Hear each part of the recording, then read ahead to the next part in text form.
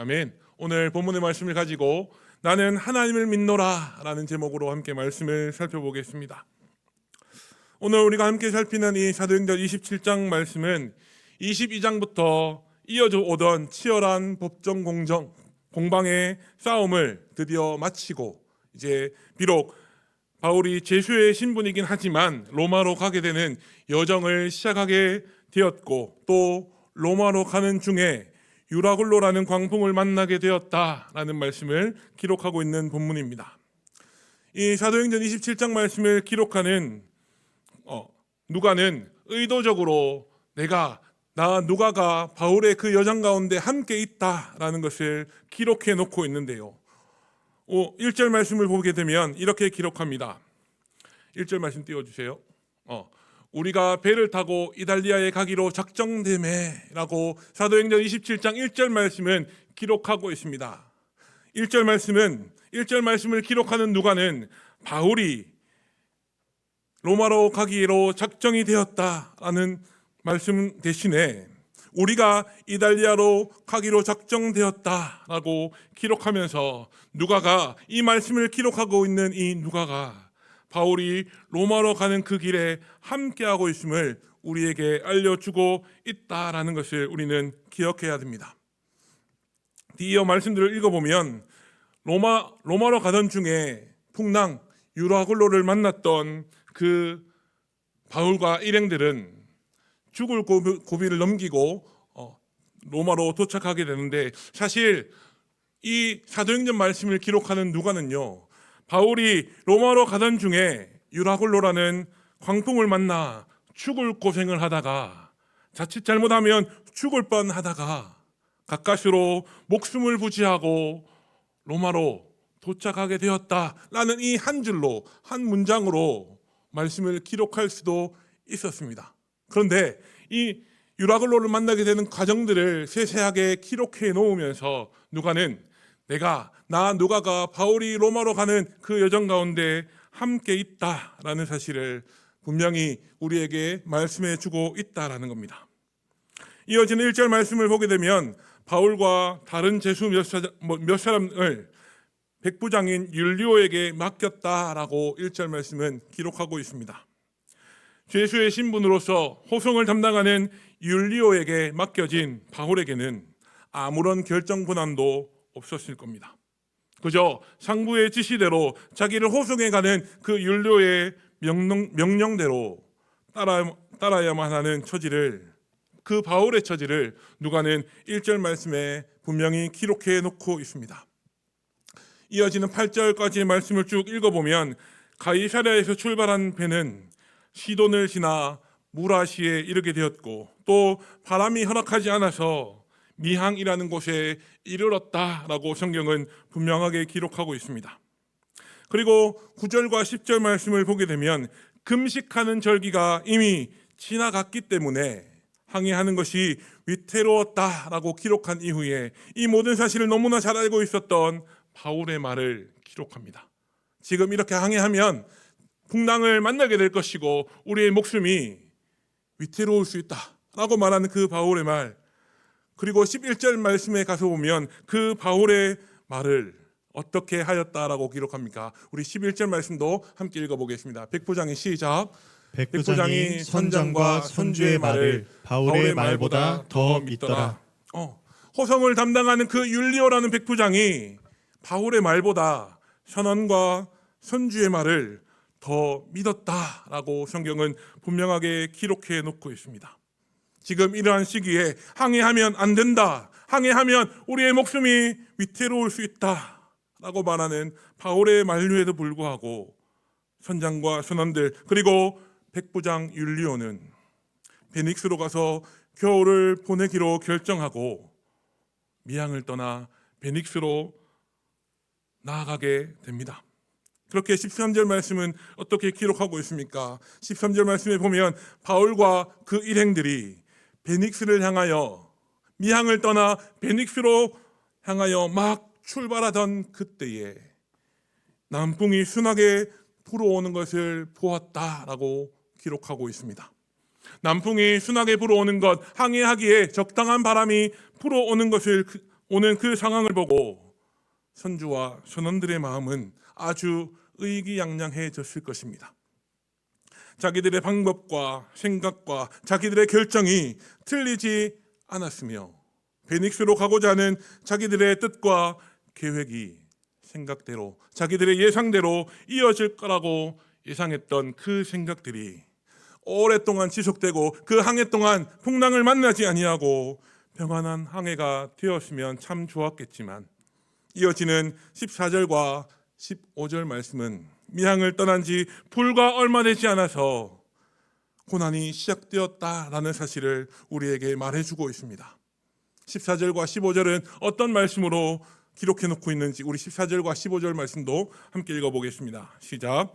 얼마 안 되어 섬 가운데로부터 유라굴로라는 광풍이 크게 일어나니 배가 밀려 바람을 맞추어 갈 수 없어 가는 대로 두고 쫓겨가다가. 아멘. 자기의 생각대로 자기의 계획대로 자기가 예상했던 그대로 이 항해가 이어질 것이다 라는 그 믿음과 기대는 그 미항을 떠나 베닉스로 출발한 지 얼마 되지 않아서 산산조각이 나버렸고 또 유라굴로라는 그 광풍 앞에서 생명의 위협을 느낄 만큼 두려움과 공포가 엄습해 오지만 내 힘으로는 아무것도 할 수 없이 그저 바람이 부는 대로 이리저리 쫓겨다녀야만 하는 신세가 되어버렸다라고 오늘 성경은 분명히 말해주고 있습니다. 그리고 이어지는 18절과 19절 말씀을 보게 되면 배에 실려있던 짐뿐만 아니라 그 배를 타고 있는 사람들의 생명을 구할 수도 있는 그 배의 기구들까지도 자기 손으로 바다에 버리게 되는 그 지경에 이르게 되었다라고 성경은 우리에게 분명히 말해주고 있습니다. 그리고 오늘 우리가 읽었던 20절 말씀은 며칠 밤낮으로 이어지는 그 풍랑에 지쳐버린 사람들의 상태를 기록하는데요. 20절 말씀도 우리 다시 한 번 더 읽어보도록 하겠습니다. 20절 말씀 함께 읽겠습니다. 여러 날 동안 해도 별도 보이지 아니하고 큰 풍랑이 그대로 있으며 구원의 열망마저 없어졌더라. 아멘. 내 힘과 능력으로 어떻게 할 수 없는 상황, 그런 상황 속에서 이제는 구원의 여망, 이 광풍 앞에서 이 무섭게 불어닥치는 폭풍 속에서 살아남을 것이라는 그 소망마저 없어져 버렸다.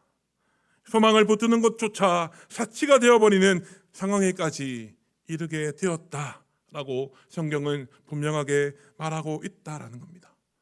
그런데 이 중요한 순간에 바울이 사람들 앞으로 나아가서 사람들을 질책하기 시작합니다. 이 항해는 애초에 시작에서는 안 될 항해였다라고 말하면서 사도 바울은 위대한 믿음의 고백을 하기 시작합니다. 아무런 소망도 없는 사람들, 내가 죽을지 살지 나조차도 장담하지 못하는 그 상황 속에서 아무런 소망이 없이 그저 자연 앞에 내 몸을 맡기는 그 사람들을 향하여 놀라운 믿음의 말, 어떤 놀라운 믿음의 말을 내뱉고 있는지 우리 21절과 22절 말씀도 함께 읽어보겠습니다. 21절 22절입니다. 여러 사람이 오래 먹지 못하였음에 바울이 가운데 서서 말하되 여러분이여 내 말을 듣고 글에 대해서 떠나지 아니하여 이 타격과 손상을 면하였더라면 좋을 뻔하였느니라.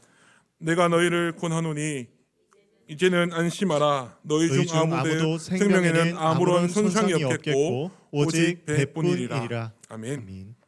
21절과 21절이 기록하는 그 바울의 말, 그것도 유라굴로라는 광풍 앞에서 여러 날 동안 고생함으로 인하여 이제는 구원의 여망마저 내가 살아나게 될 것이다, 내가 구조될 것이다 라고 하는 그 소망마저 다 사라져버린 사람들을 향하여 선포하는 바울의 말, 너희 중에 아무도 생명에는 손상이 없을 것이다 라고 말하는 이 바울의 말이, 이 말씀을 함께 나누는 저와 여러분들의 마음에, 우리의 머리에 쉽게 이해가 되고 납득이 되어지십니까?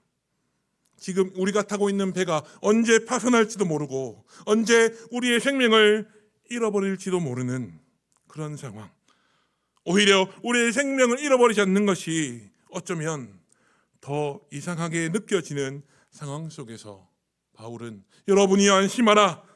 우리 중에 생명을 잃어버릴 사람은 아무도 없으며 오직 배만 파손되고 그칠 것이다 라고 말하면서 바울은 생명의 구원, 우리를 구원하실 수 있는 분이 사람이 아니라 자연이 아니라 오직 하나님밖에 없다라는 사실을 담대히 선포하고 있음을 우리는 말씀을 통하여 보게 됩니다.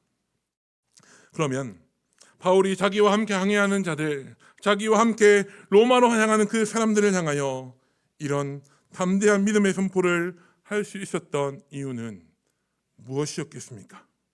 바울이 어떤 믿음을 그 마음 가운데 소유하고 있었기에 자기의 목숨마저 위협받는 이 긴박한 상황 속에서도 이런 담대한 믿음의 선포를 할 수 있었을까요?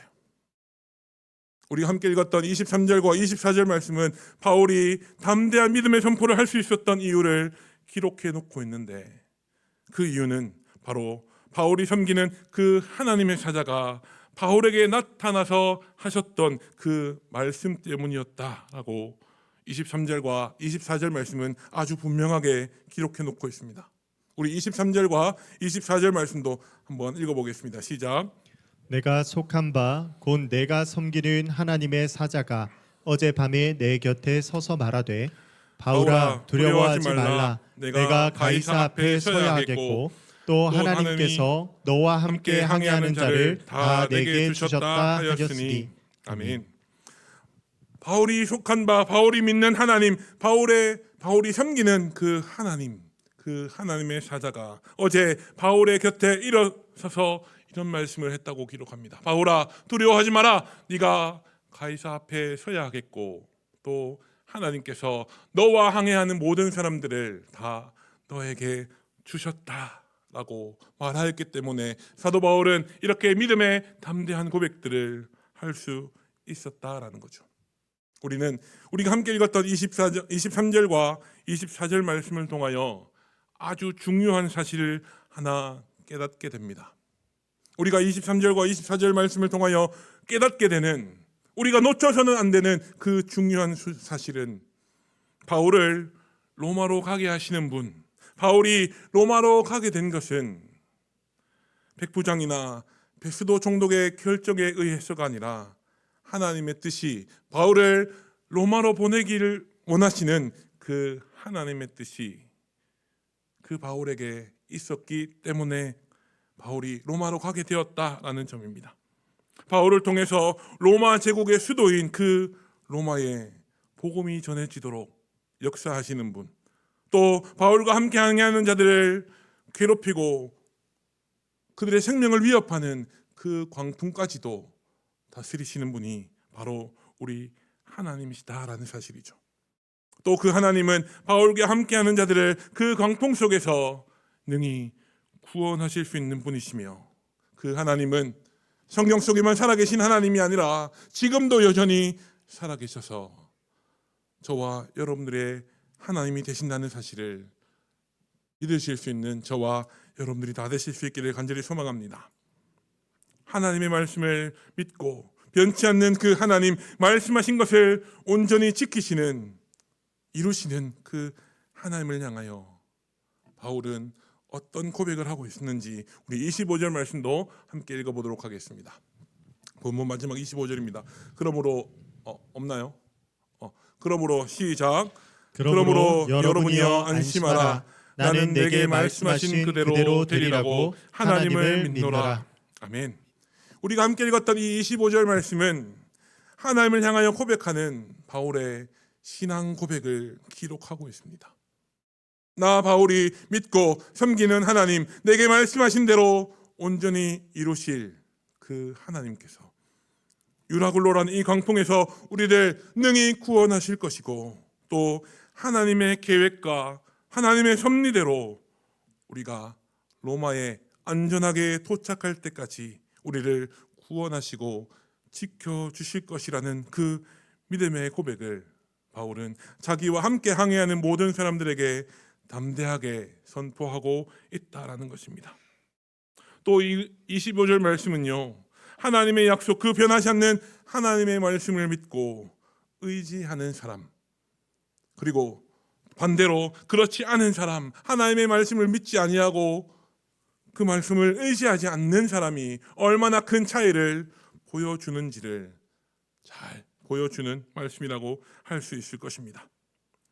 하나님을 믿고 그 하나님의 약속의 말씀을 믿고 의지하는 사람은 변치 않는 그 하나님의 말씀과 그 말씀을 하신 하나님을 믿는 믿음으로 담대하게 그 믿음의 싸움들을 맞서 싸워 이겨낼 것이지만, 그렇지 않은 사람, 하나님의 말씀을 의지하지 아니하고 붙들지 않는 사람은 내 앞에 주어진 상황과 환경 앞에서 쓰러질 수밖에 없다는 사실을 우리에게 말해주고 있다라는 겁니다.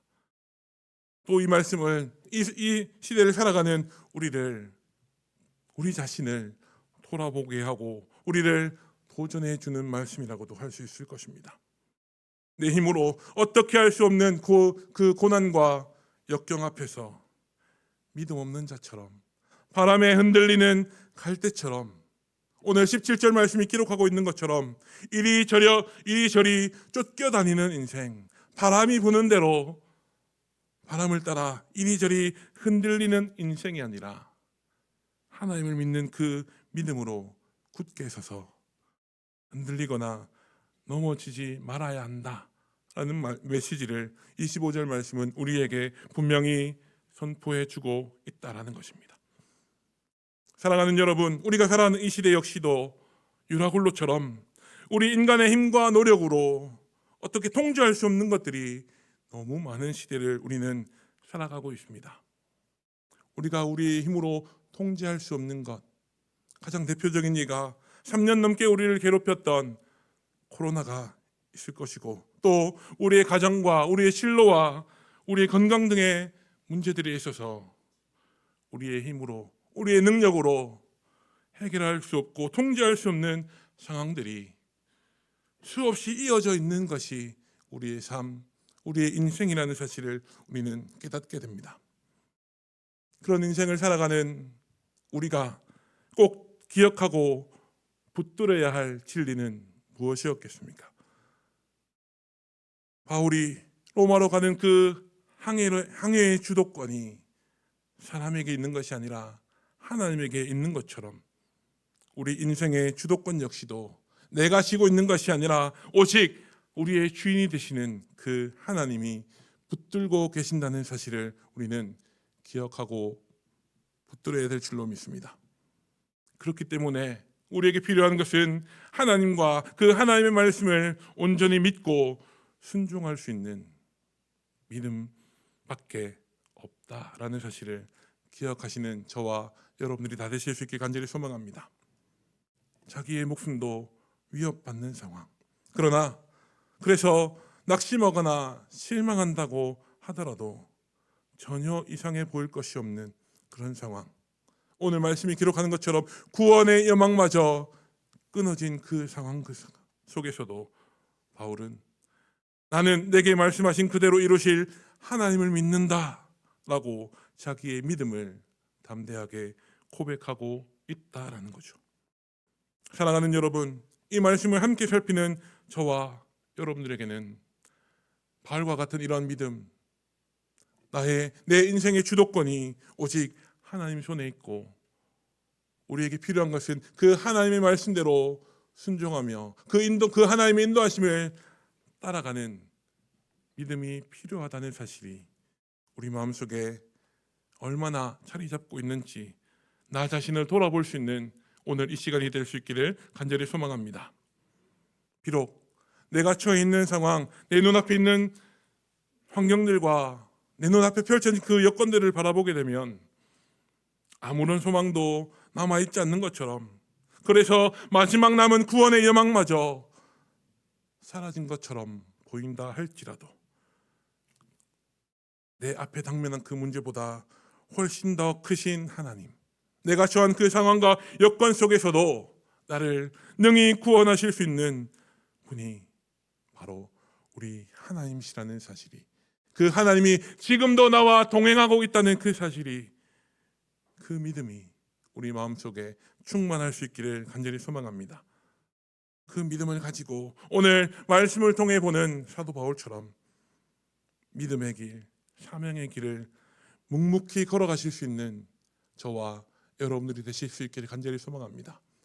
그 믿음의 길을 걸어가면서 우리보다 앞서 일하시는 하나님, 우리보다 앞서 하나님의 일들을 하나님의 방법대로 이루시는 그 하나님의 손길을 바라볼 수 있기를, 또 그 손길과 그 하나님의 인도하심을 따라 하루하루 한 걸음 한 걸음 순종하며 걸어가실 수 있는 저와 여러분들이 다 되실 수 있기를 우리 구주 예수님의 이름으로 축복합니다.